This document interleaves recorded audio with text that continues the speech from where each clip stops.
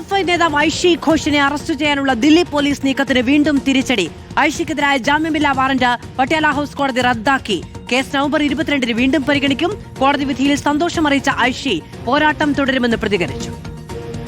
ദില്ലി പോലീസിന് കനത്ത തിരിച്ചടിയാണ് Patiala house first class magistrate കോടതിയുടെ ഉത്തരവ്. ദില്ലിയിലെ ബംഗ്ലാ ഭവൻ മാർച്ചുമായി ബന്ധപ്പെട്ട് കഴിഞ്ഞ ഏപ്രിൽ 11-നാണ് ഐഷിക്കെതിരെ ജാമ്യമില്ലാ വാറന്റ് പുറപ്പെടുവിച്ചത്. ഇന്നലെ വാറന്റ് സ്റ്റേ ചെയ്ത കോടതി ഐഷി നേരിട്ട് ഹാജരായതോടെ വാറന്റ് പൂർണ്ണമായും റദ്ദാക്കി.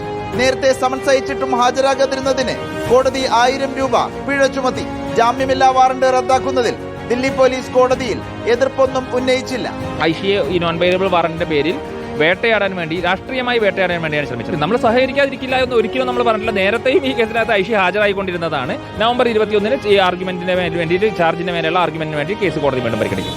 2021-ലെ മാർച്ചുമായി ബന്ധപ്പെട്ട CCTV ദൃശ്യങ്ങൾ പോലീസ് ഐഷിക്ക് കൈമാറി. This case is not related to the NEET paper leak thing. It's a very old case. It has been going for a long time. So the concern is the Delhi police themselves are not following law and order inside this country.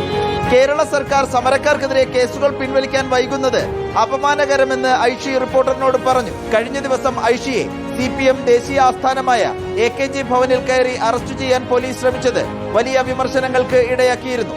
Reporter Delhi.